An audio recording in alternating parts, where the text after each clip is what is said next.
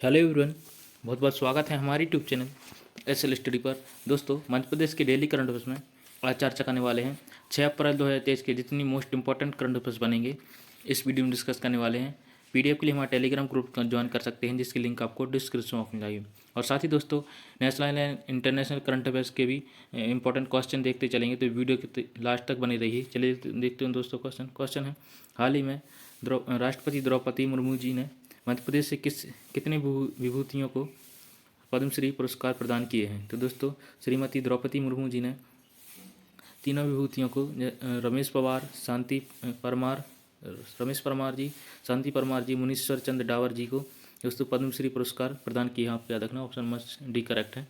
Detail में चर्चा करें दोस्तों, तो राष्ट्रपति श्रीमती द्रौपदी मुर्मू ने मध्य प्रदेश की 3 विभूतियों को वर्ष 2023 के लिए पद्मश्री पुरस्कार सम्मानित किया है। कला के क्षेत्र में श्री रमेश परमार और श्रीमती शांति परमार तथा चिकित्सा के क्षेत्र में डॉक्टर मुनीश्वर चंद्र डावर को पद्मश्री से सम्मानित किया गया है। इसके साथ ही झाबुआ कलाकार दंपत्ति श्री रमेश परमार और श्रीमती शांति परमार पिछले 3 दशकों से झाबुआ की सुप्रसिद्ध जनजातीय गुड़िया पारंपरिक जनजाति परिधान के निर्माण में लगी हुई हैं। जबलपुर के चिकित्सक डॉक्टर डावर किफायती इलाज से समाज के कमजोर वर्ग के लोगों को सेवा कर रहे हैं। राष्ट्रपति भवन के दरबार हाल में नागरिक अलंकरण समारोह के दूसरे चरण में वर्ष 2023 के लिए 3 पद्म विभूषण, 5 पद्म भूषण और 47 पद्मश्री पुरस्कार प्रदान किए गए हैं। तो दोस्तों, आपको याद रखना है। बात करें दोस्तों नेक्स्ट क्वेश्चन की। क्वेश्चन है, हाल ही में India ratings and research institute के द्वारा प्रकाशित रिपोर्ट के अनुसार वर्ष 2015-16 की तुलना में वर्ष 2021-22 में मध्य प्रदेश की जीडीपी वृद्धि हुई है। तो दोस्तों, आपको याद रखना है, दोगुनी से ज़्यादा जीडीपी वृद्धि हुई है। आपको याद रखना, दोगुनी से अधिक। आपको याद रखना, ऑप्शन नंबर सी करेक्ट है। डिटेल में चर्चा करें दोस्तों, मध्य प्रदेश और उड़ीसा ने महामारी के बावजूद वित्त वर्ष 2022 तक अपने 6 साल की समय अवधि के सकल राज्य घरेलू उत्पाद यानी जीएसडीपी को दोगुना से अधिक किया है। इंडिया रेटिंग्स एंड रिसर्च ने एक नोट में कहा कि मध्य प्रदेश ने वित्तीय वर्ष 2022 में आकार में दोगुना होकर आर्थिक विकास पर उल्लेखनीय बढ़त दिखाई है। रिपोर्ट के मुताबिक इस बढ़त के साथ टॉप 10 में जीएसडीपी वाले राज्यों में मध्य प्रदेश की एंट्री हो गई। यह एकमात्र राज्य है जो लिस्ट में नया है। वित्त वर्ष 2016 में महाराष्ट्र, तमिलनाडु, उत्तर प्रदेश, कर्नाटक, गुजरात, पश्चिम बंगाल, राजस्थान और आंध्र प्रदेश, तेलंगाना और केरल 10 सबसे बड़ी उपराष्ट्रीय अर्थव्यवस्थाएं थी। हालांकि वित्त वर्ष 2022 में केरल इस लिस्ट से बाहर हो गया और एमपी ने इसकी जगह ले ली है। तो दोस्तों, आपको याद रखना है। बात करें दोस्तों नेक्स्ट क्वेश्चन की। क्वेश्चन है, इंडिया जस्टिस रिपोर्ट 2022 के अनुसार मध्य प्रदेश जज, पुलिस एवं न्यायपालिका के पैमाने पर देश में किस स्थान पर है। तो दोस्तों, इसमें मध्य प्रदेश 8वें स्थान पर है। आपको याद रखना, ऑप्शन नंबर डी करेक्ट है। इंपॉर्टेंट दोस्तों, आपको याद रखते जाना है, ऑप्शन नंबर डी करेक्ट है। डिटेल में चर्चा करें दोस्तों, तो अदालतों में लंबित मामले बढ़ने की बड़ी वजह यह भी है कि प्रति 10 लाख आबादी पर एमपी में 18 और राजस्थान में 16 जज हैं। देश की हाई कोर्ट में जजों के 30% पद खाली हैं। इनमें हर 10 में से 5 केस 5 साल से ज़्यादा समय लंबित हैं। हाई कोर्ट जजों में 13% ही महिला हैं। देश में 17,65,760 लोगों पर हाई कोर्ट का एक जज है। न्याय प्रणाली एमपी 8वें नंबर पर है। तो दोस्तों, आपको याद रखना है। नेक्स्ट क्वेश्चन तो पढ़ते दोस्तों। क्वेश्चन है, मध्य प्रदेश में स्थित देश का पहला राष्ट्रीय उद्यान जिसका मास्टर प्लान बनाया जाएगा। तो दोस्तों, देश का पहला राष्ट्रीय उद्यान कुनू राष्ट्रीय उद्यान है, जहाँ का इसका मास्टर प्लान बनाया जाएगा। आपको याद रखना, देश का एकमात्र राष्ट्रीय उद्यान होगा। आपको याद रखना, ऑप्शन सी करेक्ट है। डिटेल में चर्चा करें दोस्तों, तो मध्य प्रदेश टूरिज्म बोर्ड मध्य प्रदेश के श्योपुर जिले में कुनू नेशनल पार्क में पर्यटन और संबंध गतिविधियों को विकसित करने के लिए मास्टर प्लान पर विचार कर रहा है, जिसमें निवेशकों को आमंत्रित किया जा रहा है। स्थानीय समुदाय के साथ पर्यटन गाँव घरों को विकसित करने और बुनियादी सुविधाओं का निर्माण करने के लिए भागीदारी की जा रही है। पर्यटक मध्य प्रदेश टूरिज्म बोर्ड मध्य प्रदेश के श्योपुर जिले कुनू नेशनल पार्क और पर्यटन संबंधित गतिविधियों के लिए एक मास्टर प्लान विचार कर रहा है। तो आपको याद रखना है दोस्तों।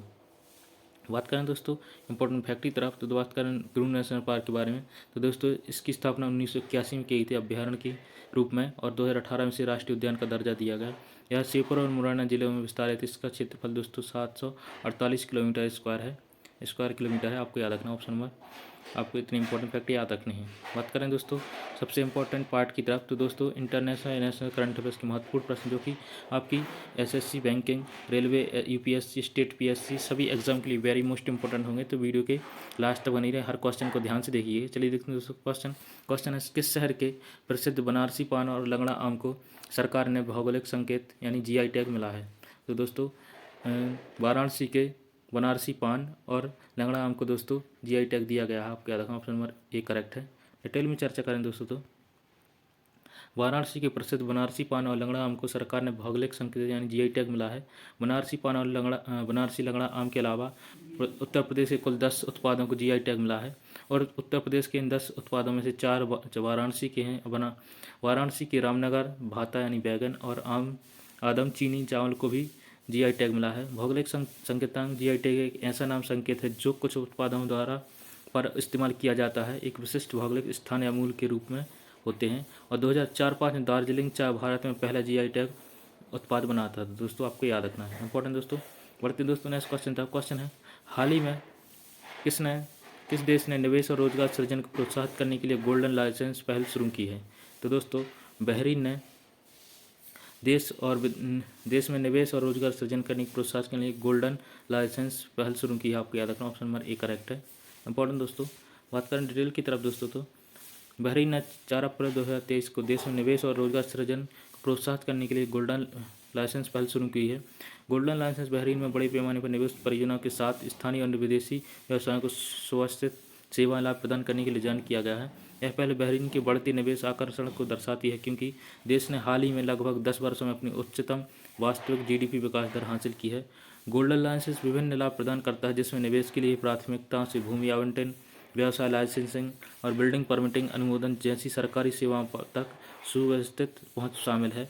लाइसेंस तमकीन और बहरीन विकास बैंक से भी सहायता प्रदान करेगा। तो दोस्तों आपको याद रखना है। बात करें बहरीन की, तो आपको मैप में दिख रहा होगा, इसकी राजधानी दोस्तों मनामा है और दोस्तों इसकी मुद्रा बहरीन दीनार है और प्रधानमंत्री सलमान बिन अहमद अल खलीफा जी हैं। तो दोस्तों आपको याद रखना है। आई होप आपको मैप में दिख रहा होगा।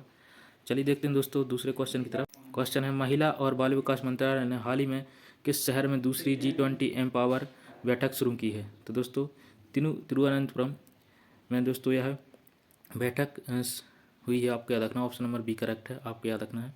डिटेल में चर्चा करें दोस्तों, तो महिला और बाल विकास मंत्रालय ने 4 अप्रैल 2023 को तिरुवनंतपुरम केरल में दूसरी G20 एम्पावर बैठक शुरू की है। इसमें women empowerment win win for equality and economy theme के तहत लॉन्च किया गया था।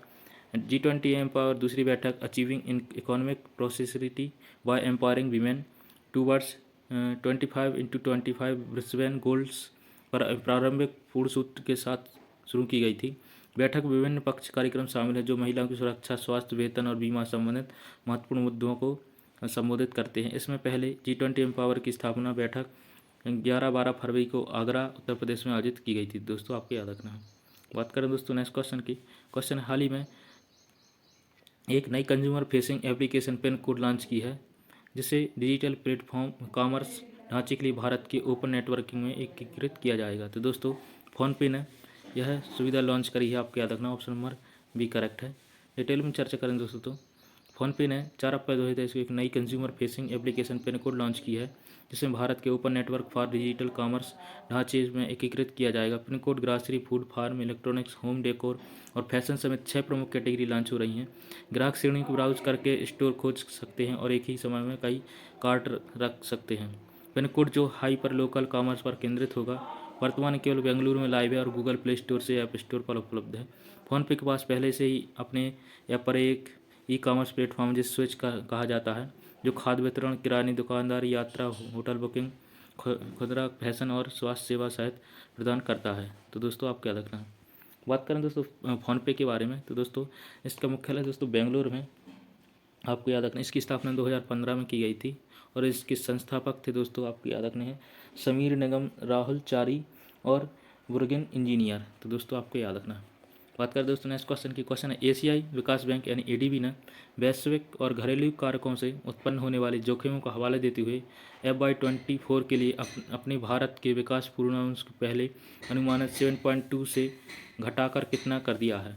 तो दोस्तों घटाकर 6.4 कर दिया है। आपको याद रखना है, ऑप्शन नंबर बी करेक्ट है। डिटेल में चर्चा करें दोस्तों, तो एशियाई विकास बैंक यानी एडीबी ने 4 अप्रैल 2023 को वैश्विक और घरेलू कारकों से उत्पन्न होने वाले जोखिमों का हवाला देते हुए FY24 के लिए भारत के विकास अनुमान को 7.2 से घटाकर 6.4 कर दिया है। FY23 के लिए एडीबी ने अपने विकास के अनुमान के पहले अनुमान 7% से घटाकर 6.8 कर दिया और एक मजबूत श्रम बाजार और बढ़ते उपभोक्ता विकास F25 में खपत अपेक्षाकृत मजबूती वृद्धि के संकेतक हैं। एडीबी ने FY25 विकास दर 6.7% रहने का अनुमान लगाया है। रिपोर्ट में कहा गया कि मुद्रास्फीति FY24 में घटाकर 5% हो जाएगी और FY25 में 4.5% धीमी हो जाएगी, क्योंकि मुद्रास्फीति का दबाव कम हो जाएगा। इसके साथ ही अनुमान ADB के प्रमुख आर्थिक प्रकाशन एशियाई विकास आउटलुक ADO अप्रैल 2023 के नवीनतम संस्करण का हिस्सा है। तो दोस्तों आपके बात करें दोस्तों ADB के बारे में, तो दोस्तों इसकी स्थापना 19 दिसंबर 1966 को की गई थी, आपको याद रखना है। इसके अलावा इसका मुख्यालय दोस्तों मनीला फिलीपींस में है। इसके सदस्य देश 68 हैं और अध्यक्ष इसके मत्सुको अस्काबाजी हैं। तो दोस्तों आपको याद रखना है, इंपॉर्टेंट दोस्तों। बढ़ते हैं दोस्तों नेक्स्ट क्वेश्चन है, किसने हाल ही में रिकॉर्ड 200 सेकंड के लिए 3D प्रिंटेड क्रियोजेनिक इंजन का सफलतापूर्वक परीक्षण किया है? तो दोस्तों स्काई रूट स्पेस ने एयर स्पेस ने यह रिकॉर्ड स्थापित किया है, आपको याद रखना है। सफलतापूर्वक परीक्षण किया है, आपको याद रखना है। डिटेल में चर्चा करें दोस्तों, तो स्काई रूट एयर स्पेस ने 4 अप्रैल 2023 को रिकॉर्ड 200 सेकंड के लिए 3D प्रिंटेड क्रायोजेनिक इंजन का सफलतापूर्वक परीक्षण किया।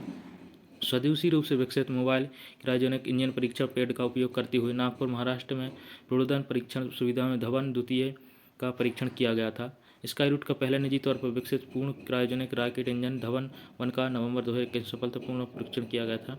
इंजन का श्रृंखला का नाम प्रख्यात रॉकेट वैज्ञानिक डॉक्टर सतीश धवन के सम्मान में रखा गया है, जिन्होंने भारतीय अंतरिक्ष कार्यक्रम के विकास में महत्वपूर्ण भूमिका निभाई थी।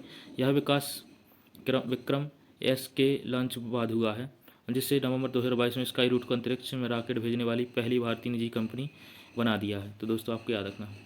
बात करें दोस्तों नेक्स्ट क्वेश्चन की। क्वेश्चन है, संयुक्त राष्ट्र महासभा यानी UNGA मानव विवेक के महत्व को पहचानने के लिए हर साल 5 अप्रैल को अंतर्राष्ट्रीय अंतरात्मा दिवस मनाती है। 2023 के लिए इसकी थीम क्या है? तो दोस्तों आपको याद रखना है, इसकी थीम थी building a culture of peace. Option number A correct है।